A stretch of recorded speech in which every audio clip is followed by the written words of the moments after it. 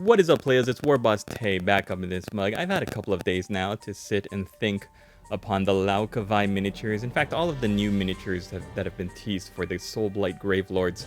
Today we're going to be talking about Lauka Vai, the big bad monster. And before we do, I want to say thank you to all of my patrons for supporting my studio. Daniel Sprinkle, Scragfist, Hicks, Dicey Guy, Play It Painted, and Logan Swanson. Thank you so much for supporting Warboss Tay Studios. If you would like to join them and become a patron, the information is down in the description. So, Lauka Vai, the Warhammer community article, goes a little bit into her story, not too much, but it gives you an overview of who she is and what the miniature represents. This is taken right from the Warhammer community article. Vampires of the Vengorian dynasty seek to slake their thirst on the very largest and strongest prey, and they're led to battle by Lauka Vai. Her twisted body rears up high over the battlefield, the splendor and horror of her form representing the darkly irresistible nature of the Soulblight Gravelords. Lauka Vai makes the perfect centerpiece to your collection, and we can't wait to see how people paint her up. A hideous amalgamation of bat, drake, and humanoid body, Vi is nevertheless possessed with a sliver of self-control and even conscience. She remembers the pride she felt as a fierce warrior queen, and she hasn't allowed herself to succumb completely to her instincts.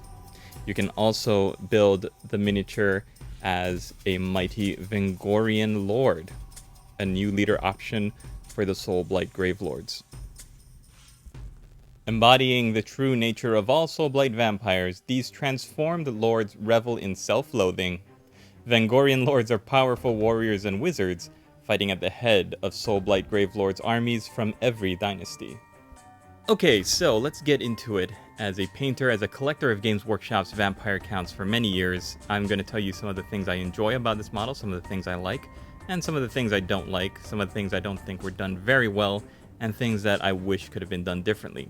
Right off the bat, I pretty much agree with the style of armor they decided to keep. The vampire-looking winged armor with the neck crest. I like her hair.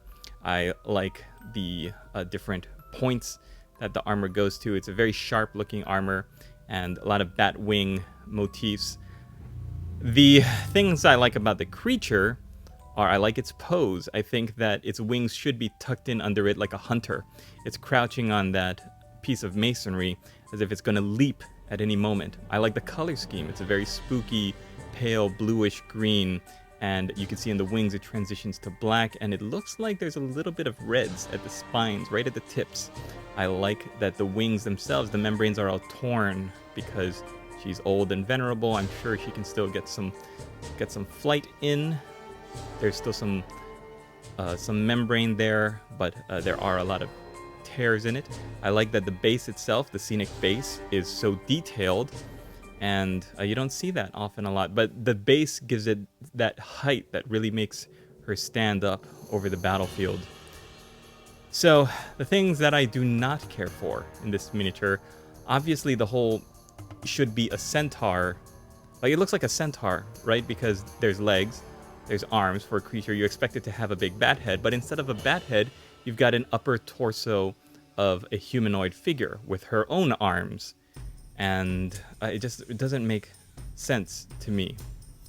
It's like her crotch would be where this creature's head is. And I don't know, it just looks weird. And I don't really like it too much. But I will give them props because this is something completely different. It's out of their wheelhouse. It's not a character riding a monster. It's a character mixed into a monster. So I give them props for trying. It's funny because the monster itself has a little red loincloth. You can see it from the back there.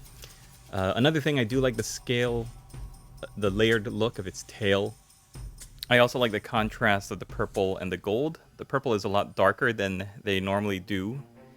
It looks really dark, almost black, and then it shows up with those purple highlights. And then the gold is a lot more muted. It's not a yellow gold. It's more of a old gold look with silver accents. So it matches nicely. It adds to the overall cold look of the model. And it all looks really well thought out and well sculpted. It's just the initial theme of let's put the upper half of a humanoid figure onto the shoulders of a monster. It's just not something that I really think worked. But look at how detailed that base is. And then when you look at the second model, the difference is that the sword is not pointing forward, it's raised up. The face obviously is different. It's a male figure, so the breastplate is different. And instead of holding that necklace in its hands, it's just holding his hand clutched before his face like that. So everything else looks pretty much identical. Posing with the monster and everything doesn't look like there's anything separate to that. There you can see it from the side profile. I do like the coloring, that cold, ice cold looking skin color, contrasts with the red spines, the red toenails. I mean, it all looks really, really good, except for the overall concept, which is just, I'm not gonna get it. But let me know what you guys think. Is it interesting enough to you to warrant whatever price tag they're gonna slap on it? Are you thinking of picking one up if you're getting into the new Soulblight Gravelords? Let me know what you think in the comments below. Don't forget to hit the like button. Thanks for watching, everybody. We'll see you in the next one.